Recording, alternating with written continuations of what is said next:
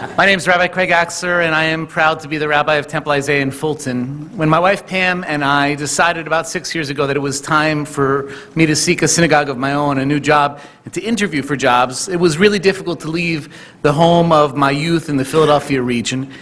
We considered many places and synagogues, explored lots of different communities. We had several friends who'd grown up in or spent a lot of time in Howard County, and they all said to us, "You've got to go to Temple Isaiah.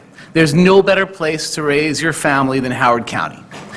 And we were wise enough to listen to them, and I was fortunate enough to move us here just about 5 years ago. I love living in Howard County. We love raising our children here, and I love being a part of the broader community. I'm a proud parent of 3 children in the Howard County public school system, and I really feel as though this has become home, and I hope that it will be for a long, long time. And, because there's always an and I'm scared and I'm angry in recent months. Acts of racism, anti-Semitism, and vicious discrimination against groups and individuals on account of nationality, religious identity, gender identity, and so much more have increased at an alarming rate in our community.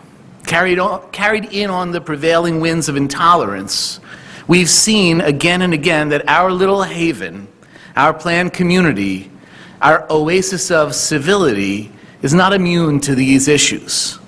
And it's not simply social media status or even spray-painted epithets and symbols. Those are bad. It's the coarsening of our discourse. And even worse, it's the normalization of hate. And that's why I'm scared and angry. But more than that, and I think we've heard all of this, much more so, I'm hopeful and I'm encouraged. I'm hopeful because of you, Mariam. I'm hopeful because of this gathering, and I'm so thankful to County Executive Kittleman for asking me to participate. This gathering is the reason that I'm hopeful, but not just this gathering.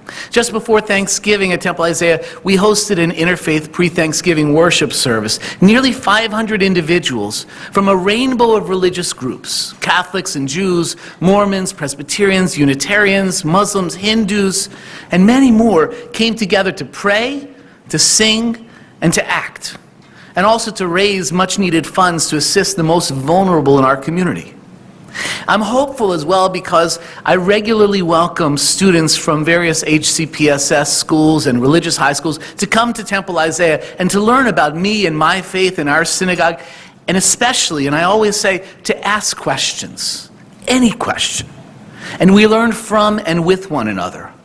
And I have never been more convinced that the next generation rejects the old divisions and hatreds.